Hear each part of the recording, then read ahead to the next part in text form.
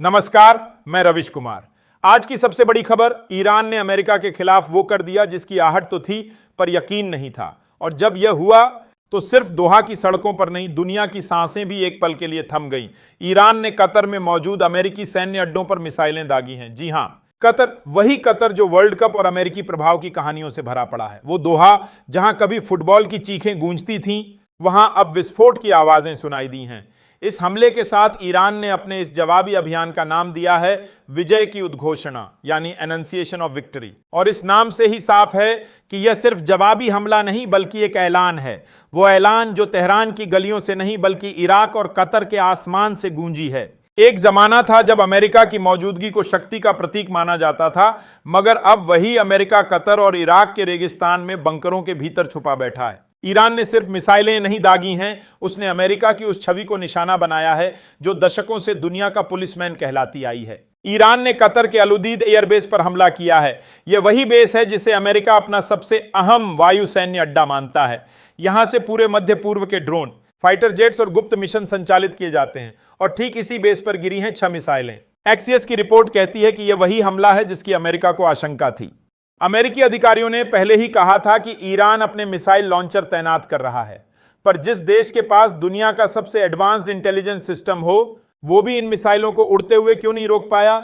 शायद इसलिए कि इस बार मिसाइलें सिर्फ मेटल की नहीं थीं, इनमें बदले की आग भरी हुई थी। अब सवाल यह नहीं है कि कितनी मिसाइलें दागी गईं, सवाल यह है कि जब अमेरिका खुद बंकर में है तो लोकतंत्र की आड़ में हमले की नैतिकता पर अब कौन सवाल करेगा? कतर ने तुरंत अपना हवाई क्षेत्र बंद कर दिया, एयर ट्रैफिक रोक दिया गया। अमेरिकी दूतावास ने कतर में रह रहे अपने नागरिकों से कहा है कि वे घर से न निकलें, सुरक्षित ठिकानों पर रहें। भारत ने भी एक एडवाइजरी जारी कर दी है।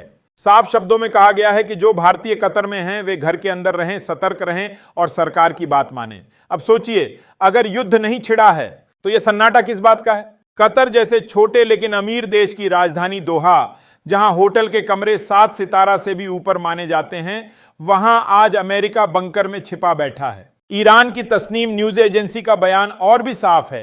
यह हमला नहीं है, यह अभियान है और इसका नाम ही काफी है, विजय की उद्घोषणा।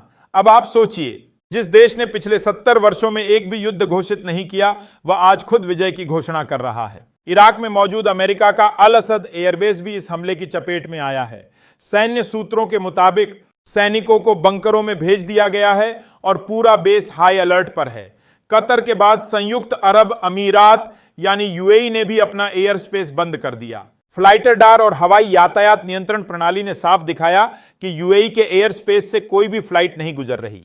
कुवैत ने भी उड़ानों पर रोक लगा दी है। और सीरिया, जहां अमेरिकी सैनिक पहले से मौजूद हैं, वहां के सैन्य बेस कसरत को पूरी तरह अलर्ट पर रखा गया है। अब आइए अमेरिका के उस बयान पर जिसमें कहा गया है कि हम स्थिति पर नजर बनाए हुए हैं।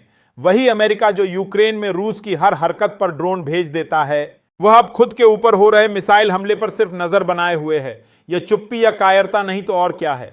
यह वही अमेरिका है जो कुछ दिन पहले ईरान के 3 परमाणु ठिकानों पर बम बरसा रहा था और अब जब जवाब मिला है तो वह सिर्फ एडवाइजरी जारी कर रहा है। अब यह लड़ाई सीमाओं की नहीं, सिद्धांतों की हो चुकी है। यह लड़ाई बताती है कि अब किसी देश को अपने वैज्ञानिकों की हत्या के बाद चुप नहीं बैठना है। यह लड़ाई बताती है कि अब हर हमला, हर बम, हर ड्रोन का जवाब मिलेगा, उतने ही तीखे और उतने ही साहसिक अंदाज में। हमारे भारत ने भी इस मामले पर साफ रुख अपनाया है। ना कोई पक्ष, ना कोई पाखंड, बस इतना कहा, भारतीय नागरिक सुरक्षित रहें, घरों में रहें और कतर सरकार के निर्देशों का पालन करें। यह वह भारत है जो अब मध्य पूर्व की सियासत को दूर से नहीं बिल्कुल पास से देखता है। इस पूरी घटना के पीछे सिर्फ एक ही बात साफ होती है, अमेरिका अब वह अमेरिका नहीं रहा जो 1990 के दशक में था। वह अब सिर्फ एक घबराया हुआ साम्राज्य है जो ईरान जैसे देश से डरने लगा है।